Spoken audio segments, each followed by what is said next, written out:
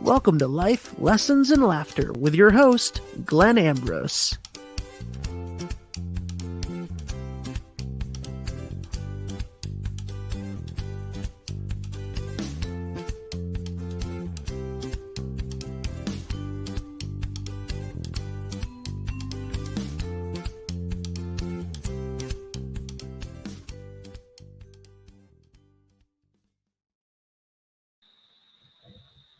Hey peeps, what's happening? Welcome to the show. Welcome. We're going to understand some negative behavior today.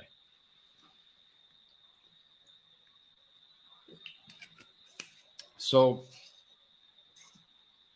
this podcast actually, the idea for it actually came from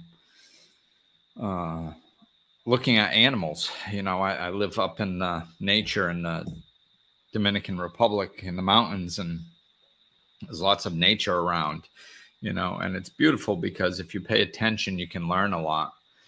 So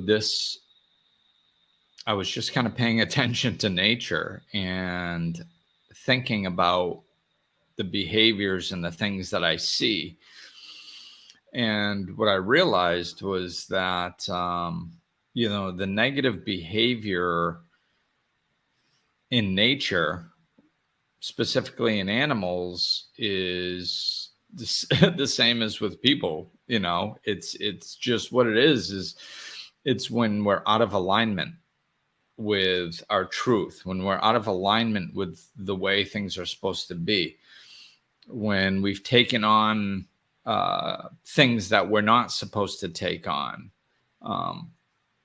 There's, with animals, there's overstimulation that can cause negative behavior.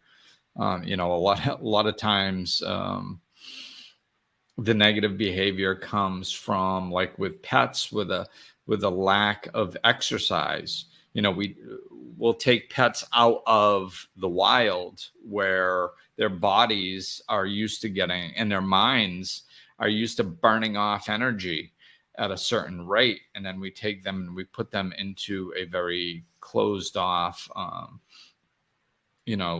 world where they don't get that exercise. So if they're not getting the exercise that they need, it's it's all that nervous energy builds up, and they need to express it. They need to release that energy somehow. And if they're in a house, they will chew things up and tear things apart. And of course, some animals can do that even when they're getting enough exercise. So then there's a different cause. But a lot of times, that's one of the main causes of misbehavior in animals. A lot, like when I talk about animals, right now I'm talking about pets, mainly dogs, even more specifically, but other pets as well. So with dogs, a lot of times they don't use enough of their energy. So then they're not calm, and they're all wound up. They got all this energy inside of them, and then it comes out in negative ways. You see this with kids. I mean, I was like that growing up. It's like, I still don't understand this as an adult.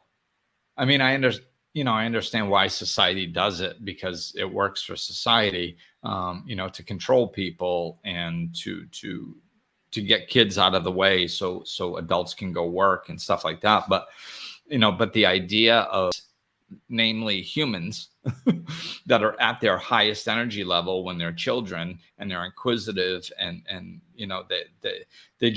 they have all this energy, right? And then to make them sit at a desk for 6-7 hours a day is just mind-boggling to me. Quite honestly, I don't know how most kids do it. I couldn't do it. So, I was constantly getting punished because I couldn't sit still at a desk and pay attention to somebody monologuing at me. It's kind of ironic because this podcast is a monologue. I don't listen to a lot of podcasts because I can't, like, my attention span doesn't sit there and listen to stuff. Like I just can't do that well. I can talk, but listening to somebody just go on and on. And then, for me, most topics I'm not that interested in, except spirituality. Spirituality, I get my information from within. It comes through me and out. So I don't get it from external sources, like, I mean, sure, I can hear something interesting every once in a while, but generally it's like I'd have to listen to somebody for 30, 45 minutes and then get one or two little things that actually make me think. And then I want to spend my time thinking and diving into those and getting my own information about them. So I don't do that well. And I never did. I couldn't sit at a desk and be still for 6 hours.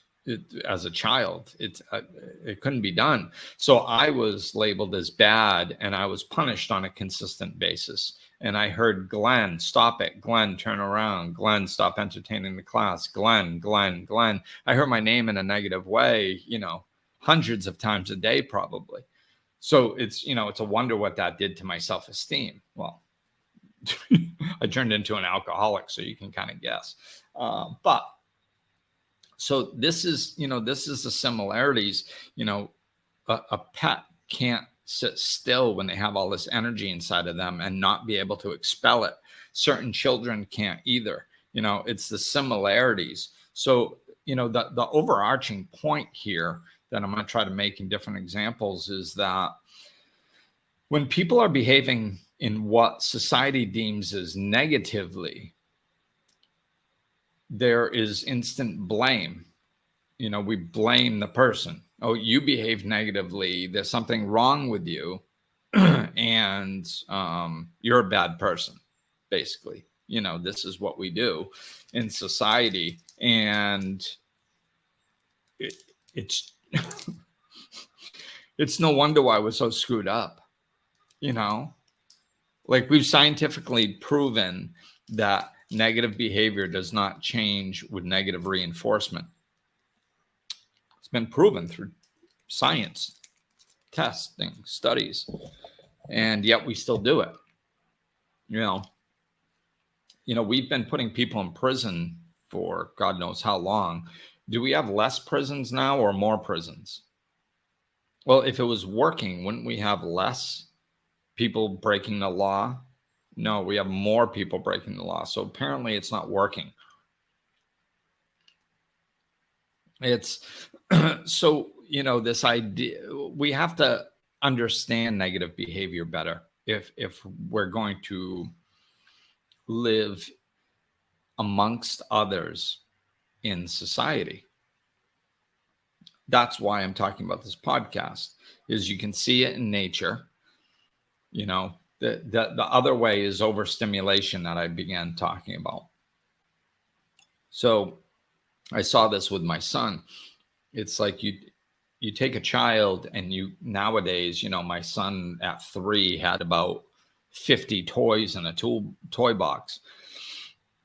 And when he was allowed to just grab whatever toys he wanted, he had a bunch of them, and he was overstimulated. He would cry a lot, and the house was a mess, and I was stepping on things and kicking things, and I was overstimulated and I was upset. So, I put this blanket on the floor, and I said, I forgot, I think it was like 3 toys or something, 3 or 4 toys. You can have, 3 toys. If you want a 4th one, you have to put one back into the toy box. You can't play with more than 3 toys at once. So there's no reason to have them out all over the place. And of course, he resisted it at first. No, and cried and tried to bring more out. And I had to correct him over and over, set those boundaries. No, this is what we're doing. No, this is what we're doing. And then once he finally stopped resisting it and just settled in, was like, okay, this is the way things are right now. This is what's going to happen. And he settled in.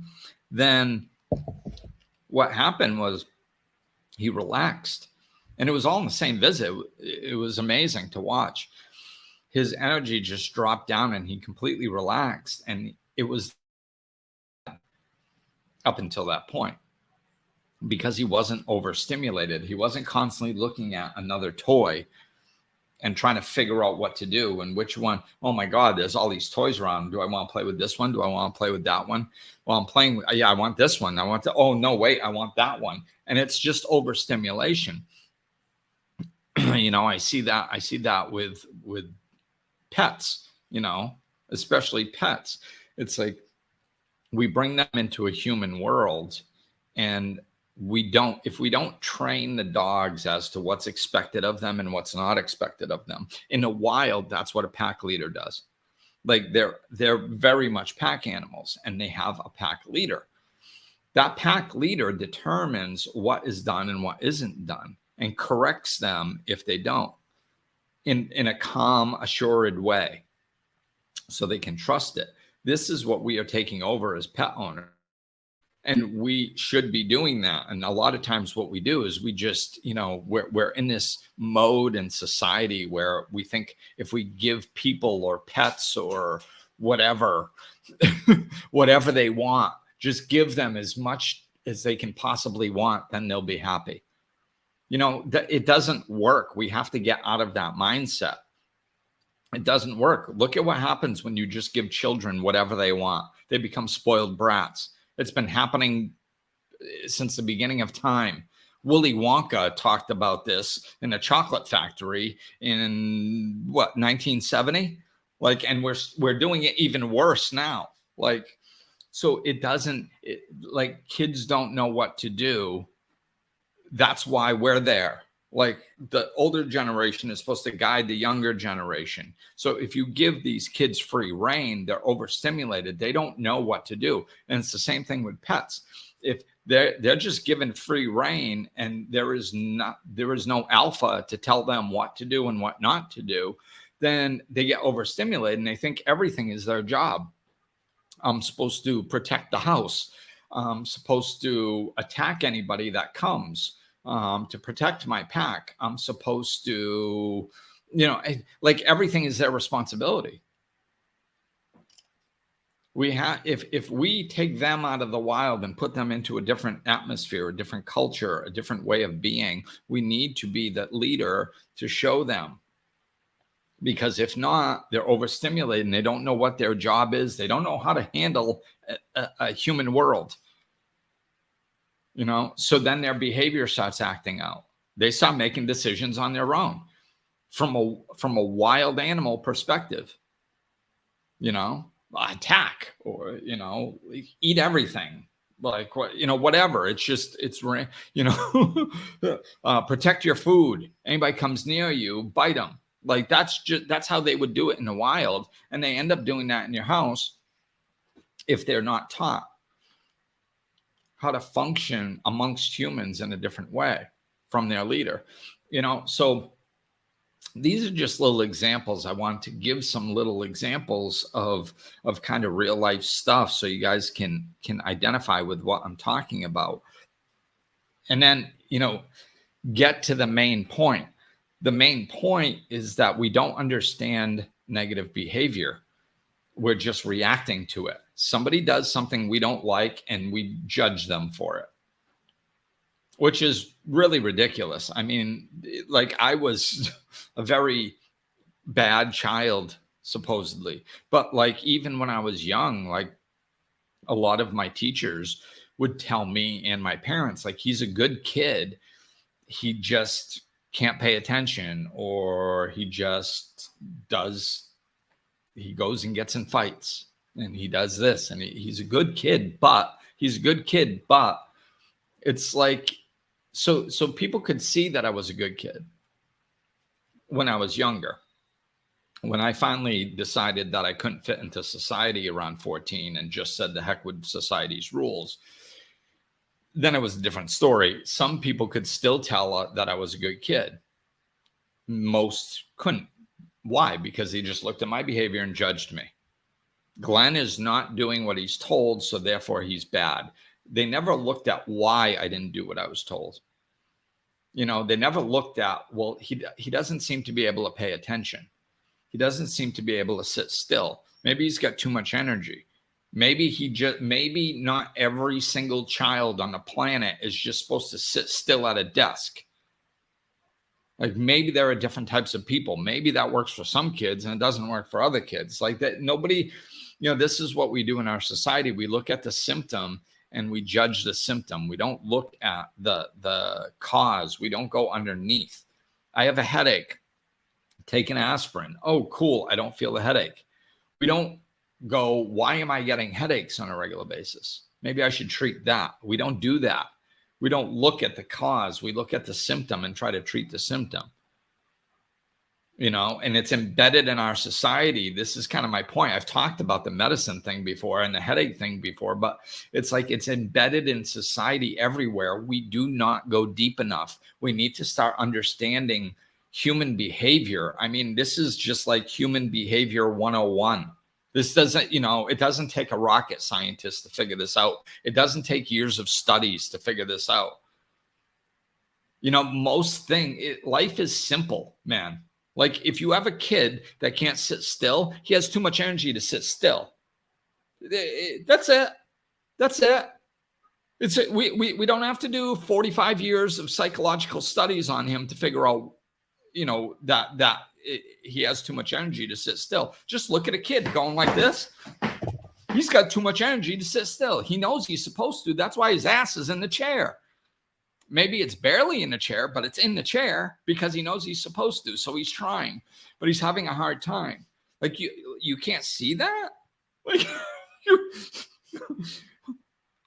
come on. We got to think a little bit deeper instead of just the way we're conditioned. Stop judging people for we see somebody do something that's out of character or what we deem negative, and we go, oh, that's a bad person. Really? Well, have they done 150,000 good things before that one bad thing? Well, I don't know. Well, do you think maybe you should gather that information before you make the judgment? Because that's just being prejudiced. You're prejudging. You're judging without the necessary information to make that assessment. You don't have it. You just see him do one bad thing. Oh, he stole a loaf of bread. He's a thief. He's a bad person. Oh, really? Do you know why? We've talked about this stuff for generations. There's movies and plays and things made about, a poor person stealing a loaf of bread to try to feed his family and then going to jail for God knows how long, but we don't blame we don't blame the government. The people who are actually making society's rules and setting up a system where we have literally trillionaires upon trillionaires in society, and then we have people that need to steal a loaf of bread to feed their family, and we don't look at the people who are setting up that system and judge them. As a matter of fact, we trust them. We give them our trust. Well, have to do what the government says. Like, seriously? That's who you trust? But somebody trying to feed their family, we're going to send them to jail? If this is why I said we have to start understanding people. We have to go a little bit deeper. If we're going to live in community with one another, we cannot be judged on our worst moments, because we all have them. We all have moments of weakness. Like, I've been working on myself steadily for 20 years, and I still have bad moments. And it's funny, like every once in a while, it doesn't happen often, but every once in a while, somebody will see me in a bad moment that had put me on some pedestal, thinking that I was perfect, which isn't my fault. That's their fault. I never allude to the idea that I am perfect. Matter of fact, most times I'm saying I'm not. So, but they put you up there anyway. And then you behave in a way that is less than what they deem spiritual. And they're like, oh my God, Glenn's lost. Like Glenn isn't who I thought he was, and they'll take all the information that I've put out to help humanity and just shove it down the toilet and flush it and go, he's bad. He's not who I thought he was, because he got upset. I've had that happen, not that often, but several times throughout the last 20 years. And, what do? I mean, I got to look at it and go, okay, good. I don't need them in my life anyway. I mean, they're obviously caught up in judgmentalism and stuff, but this is how, that might sound extreme to some of you listeners, but we do it on a daily basis with others. We do it with other people on a daily basis. And we have to start looking deeper if we're going to live in community with one another, which is what we have to do. We have to live in community with one another and get along with one another. Like this is where we're going in the new paradigm. This is why I'm having this conversation, because whether you believe it or not doesn't really matter, but we're creating a new paradigm. The old paradigm is falling apart all around you.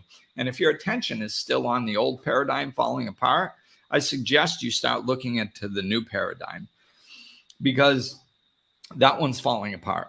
You're not going to save it. It's way too broken to be fixed. It's just a complete mess, and it doesn't work, and it never has worked, and it's come to its conclusion. And even if you believe differently, you ain't going to fix it anyway. So why don't you start looking at the new paradigm? We don't have to fight what's wrong in the old paradigm. That was the old way of being, and it has never worked. People have been fighting for justice in the system in which we live for I don't even know how many thousands of years, because maybe it didn't look exactly like this, but it's always looked similar. There was always a rich upper class controlling the masses. It's always been like that, and it's never worked. And now we have a global society like that, and there's no place to run and hide anymore. We can't just get fed up and go to another continent and start over like we used to. We're connected globally, so it's over. The jig is up. This system doesn't work. And you've had people rebelling against the system for tens of thousands of years, and then we just get, if they're lucky enough to win, then 100 years later, we just have different people doing the same thing. That the system doesn't work. Like, guys, it doesn't work. The system doesn't work. It never has. So start looking. You don't have to fight against it. You fight against it all you want. It isn't going to work. It's never worked. This is what, like, when I sometimes I've explained this to people with like specific things. And the best answer that usually I can, like, once we go down this road far enough, the place I usually get with these people is they say, well, what am I supposed to do? Nothing? Like, well, I'm not saying that you're supposed to do nothing. Okay. But I would rather do nothing than something that doesn't work. If I know 100% that something doesn't work, that's like saying, banging your head into a wall doesn't benefit you. And they go, well, I'm not just going to stand here doing nothing, so I might as well bang my head into a wall. But I don't think that's a good reason, personally. Just because you feel like you have to do something, or else you're part of the problem, like that was taught back in, that's been taught in society. If you're not out fighting and really putting energy towards the problem so it expands, which I know I understand most people don't realize that that's what they're doing, but that's what you are. If you're putting your energy towards a topic, it doesn't matter if it's for or against, that topic expands. I've said this many times, like, this is the foundation of energy. You got to start somewhere. I mean, Mother Teresa, a little old nun, Catholic nun, understood this. Like, this isn't rocket science either. Like, they invited her to a anti-war rally, and she said, no, I won't go. But if you have a pro-peace rally, I'll be the first one there, because she understood that anti-war is just war. Anti-government is just government. Like you're putting energy and it's towards the topic. The universe doesn't know pro or against. It just knows energy and topic. So it expands, it gets bigger. Look at the war on drugs. It expanded since we declared war on it. The war on poverty, more poverty since we declared war on it. It happens in every arena. So we have to understand that it doesn't work. And feeling like you can't do anything, like you have to do something, you can't just sit still. That being your motivation to do something that has been proven not to work, not a good reason. So now we actually do have something that works.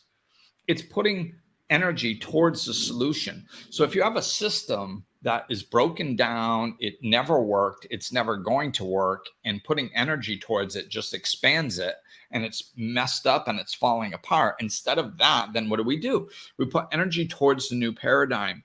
We put energy towards actually interacting with nature in a healthy way, in a logical way, in a way that makes sense. You know, I say this all the time. People say spiritual thinking is woo-woo. No, spiritual thinking makes sense. What's woo-woo is what other people call reality. Thinking that your government has your best interests at heart, that's woo-woo. That's BS. That's pie in the sky, no facts to it, lying to yourself, no basis in reality, woo-woo crap. That's what that is. Why? Because there's gazillion pounds of evidence that your government lies to you, and the people that are in charge lie to you, and people die as a result, and they don't care and they keep doing it. Like it's proven at this point.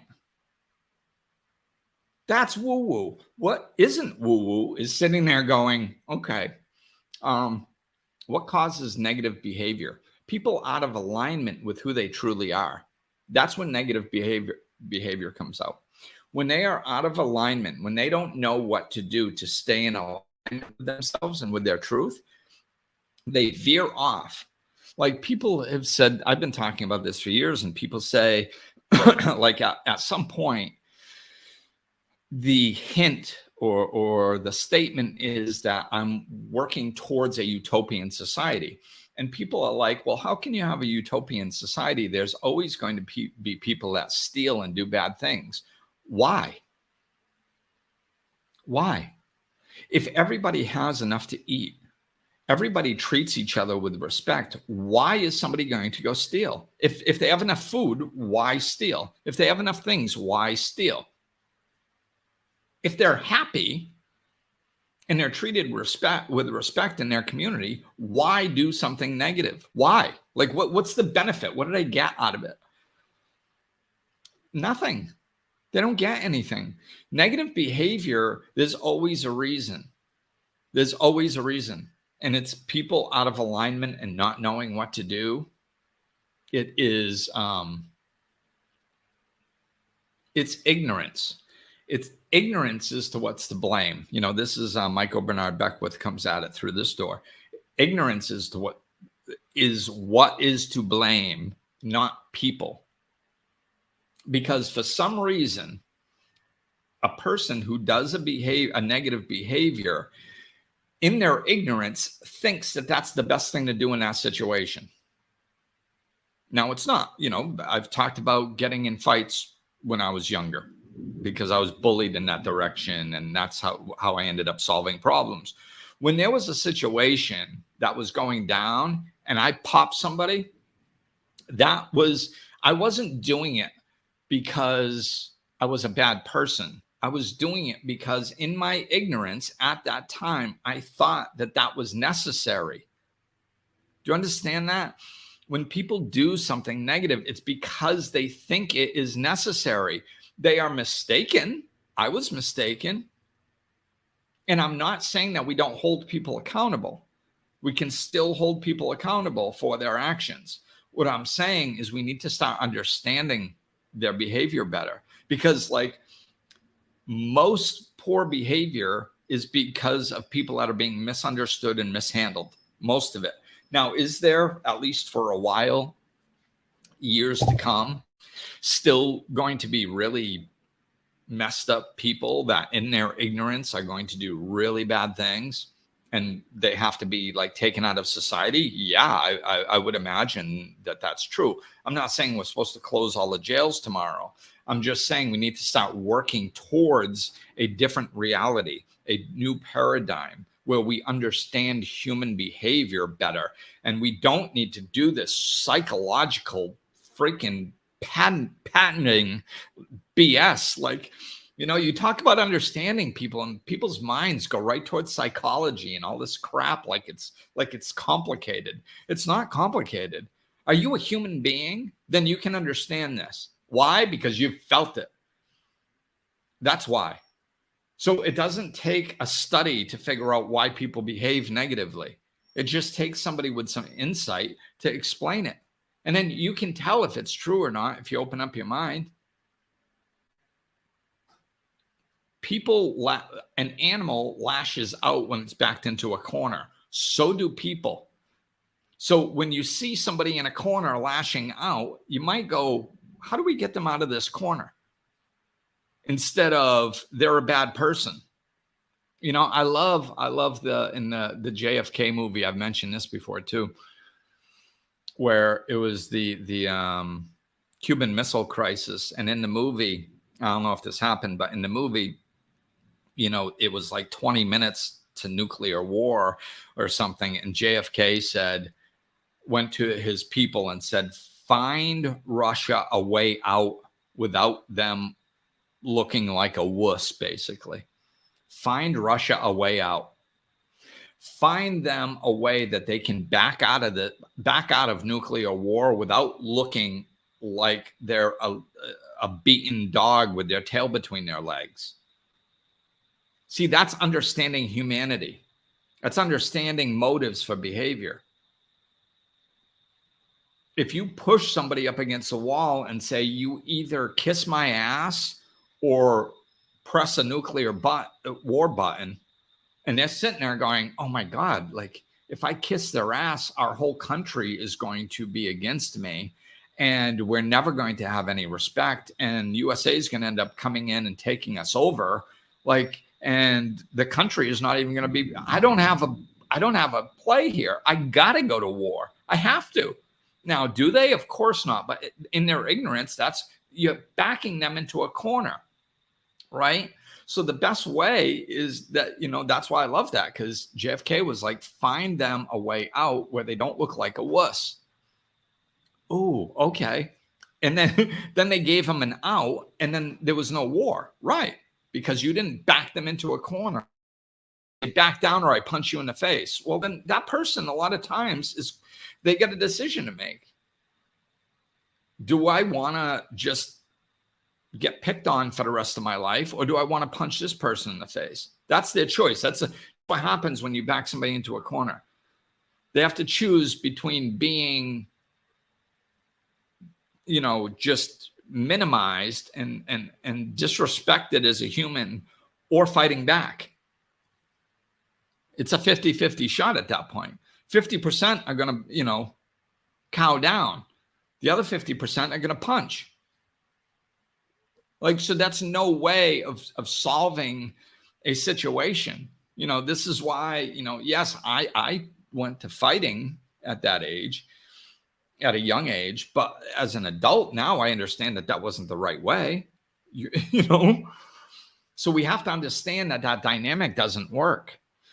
So, one thing that's beautiful on this subject is, well, hopefully I still will have some internet. Something went off. Yeah, this forgiveness ritual of the Babemba tribe. I don't know if I'm pronouncing that right, but what's cool about this is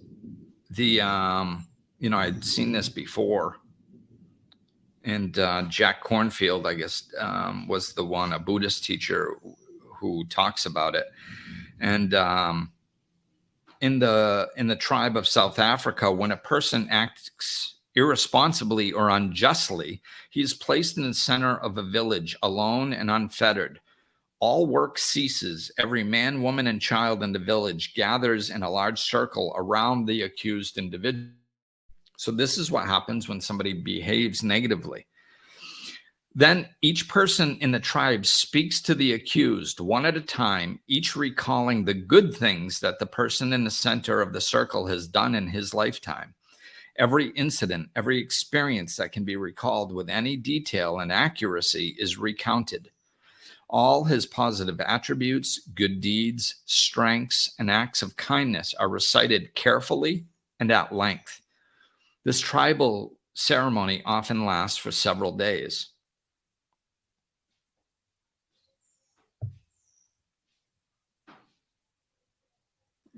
I mean, how cool is that?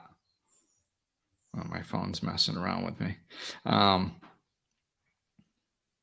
In the end, the tribal circle is broken, a joyous celebration takes place, and the person is symbolically and literally welcomed back into the tribe. So it says here, this story teaches us a lot about the wisdom of simple people. In our increasingly fast-paced and sophisticated world, we have forgotten to forgive, and we have forgotten that without forgiveness, it is difficult for someone to achieve the peace of mind that we all long for. Many times, someone's bad deed erases in our minds all the good things he or she has done. We tend to forget everything that they did because of one act, which is an important aspect of that. So, that we forget all the good that they did. But for me, it's like when I read that, what I hear is this person fell out of balance with their truth. So what they did is they came back and reminded this person of who they truly are. This is who you are. You are good. You are kind. You are loving. You are part of our tribe. You are part of our group. You just made a mistake. I heard years ago that a sin, when it was actually written, it's a truer, and I don't know if this is true. You never know what's true. But I like the mentality of it, that the real meaning of a sin back then was to miss the mark. It was like an archer misses the mark. So it's like you're aiming to do well and you miss the mark. You're aiming for the bullseye and you miss the mark. That's really what a sin was. And this is what I see, especially in the beginning. Most people that make mistakes and then are labeled as bad people, it just sets them up to do more bad. We have to understand that we are good people at heart. And if we treat people like that and we act like that, people will behave like that. So when somebody does one wrong thing, they're not judged for that one wrong thing. The whole tribe circles around and reminds them of their truth, gets them back into alignment with who they truly are and what they truly are, which is good. And then symbolically welcome them back into the tribe. Are you kidding me?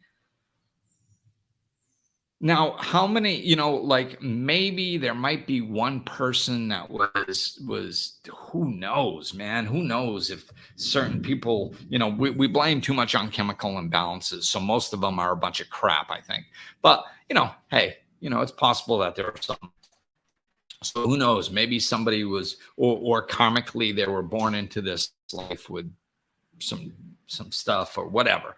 My point is, maybe there are some people that, even with this type of treatment, maybe there might be one or two possibly that actually continued behaving badly. And there's a reason for that too. Okay. But let's say we can't figure out the reason. Whatever. Okay. So I bet compared to the way we live society now, if you have, let's say you have 20% of society that behaves negatively consistently. And then probably at least 15% of them are consistently behaving negatively for years and years and years and years, and just repeat the pattern over and over and over again. Someday, who knows, maybe they get old enough where they learn, maybe they don't, maybe they find themselves, who knows. But like, you have 15% of a society that has millions and millions of people in it that are just stuck in that pattern. That's millions and millions and millions of people that are stuck in that negative pattern, that don't need to be, that are consistently breaking the law, that are consistently causing chaos in society, that are and it usually gets worse. You know, it doesn't get, they don't do less extreme things, they do more extreme things. Can you imagine? Like, I bet you it's less than 1% in a community that behaves like I just described, this tribe. I bet you less than 1% would become repeat offenders, where they just consistently did bad and became worse. Less than 1% compared to 15%. Like, you would wipe out 90%, at least probably 90% of crime you would wipe out if we lived like this. Okay, so that's just to comprehend what we're talking about. Again, you know, the critical mind comes in and goes, oh, we're going to live like this from now on, huh, Glenn? No, that's not what I'm saying, but we have to start walking towards it. Like, we act like, if I can't snap my fingers and make a utopian society tomorrow, then we should continue putting energy towards this falling, crumbling piece of crap society that's never worked. Like, those are the two options. Like, no, walk towards something that works. You know, when people think fulfillment comes like when they accomplish something, it doesn't. Fulfillment comes when you're walking towards something that you enjoy, when the joy is in the journey, when you're actually doing it. When I'm doing this podcast, I'm actually receiving energy. I'm feeling joy through my body.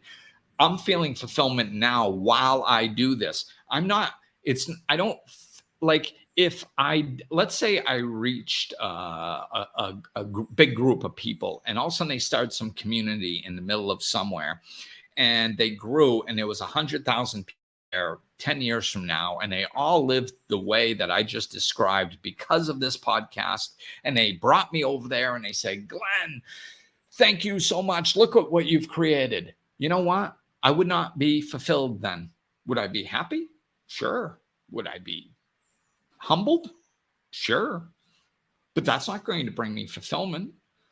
I'm going to experience momentary happiness, and who knows, it might last a day, it might last a week, it might last a month, but it doesn't fulfill me. Fulfillment is what you get when you're doing things. You know, so walking towards a healthy life, walking towards a happy life, that is fulfillment enough. We don't have to wait until we get to some imaginary destination where we live in a utopia, and then anything short of that is just a waste of time. That's ridiculousness, you know? But this is how people talk and act. Like, when I bring up stuff like this, a lot of times people are like, well, like it makes sense. Like, what am I supposed to do, Glenn? Like, just, oh, we're supposed to close all the prisons tomorrow, and we're just all going to suddenly live in a world like that? No, that's not what I'm saying. Okay, then. Like, they proved their point or something. Like, no, you didn't prove your point. That's not the choices. It's not instant utopia tomorrow or continue living stupidly and ineffectively, because that's what we're doing. We're living in ways that are ineffective and stupid. They don't work. Punishing people over and over, judging people over and over. Every time somebody does something that's out of step with perfection, we judge them and label them as bad and put them down. And then we wonder why we have so many people that are depressed, killing themselves. Like, I mean, it doesn't work. It doesn't work. So don't do what doesn't work. Start walking in the direction of something that does. How do you do that in your life? You start wrapping your brain around this mentality. You start wrapping your brain around the reality that judging people doesn't work. That's how you start. You start by working on yourself. Be the change you wish to see in the world. You know, everybody heard Gandhi say that, and it's on every bumper sticker all over the world, but half the people don't understand the depth of what that saying means. Be the change you wish to see in the world. Be it in you. You change. If you change and I change and they change and everybody else changes, then all of a sudden we have a different reality, and we can only control ourselves. So be the change you wish to see in the world. Do it for yourself. Start understanding this concept. Stop the judgment. Start understanding the depth of why people behave the way they do, instead of just judging them as bad, and understand that they fell out of alignment with their truth momentarily. Doesn't mean you have to put up with it. If they're treating you poorly, you can still set boundaries and say, no, that's not allowed. You can't do it to me. You can still do that, but you can do it without the judgment. You can do it without saying you're bad. You're just saying, I don't allow that. I don't allow people to treat me like that. That's why I'm saying you do it to me. I'm not saying you're bad. I'm saying I don't allow it. You see the difference? That's night and day. That's what we practice. Take care of ourselves. Learn ourselves. Stop judging others. Stop labeling this negativity as bad people. Start understanding that people are out of alignment with who they are. They're functioning from a place of ignorance where they don't know how to behave better. They have a lack of hope. A lot of it is a lack of hope, especially in impoverished societies. People don't have hope. They look around and they see people been suffering for generation after generation after generation. And then you walk up to them and you go, well, just, think positively and apply yourself and everything will be fine. And they're like, what are you talking about? I have mounds of evidence that this doesn't work. I've been trying to be positive my whole life. Nothing's worked out for me. So why is it going to suddenly work out for me now? We have to understand why people think the way they think, and then we can meet them where they are and then walk them out towards a solution gently, if they're willing. So there, that's that. Yeah, I think that's it. It's just, understand that, let's understand one another better and work on ourselves. And then our society is going to automatically become less judgmental and better and healthier. So I'm going to wrap up with that. All right. Thanks, peeps. Blessings, best wishes, peace. Looking for more? Check out over 200 episodes of Life Lessons and Laughter, or click the link in the description of this episode to connect with Glenn directly.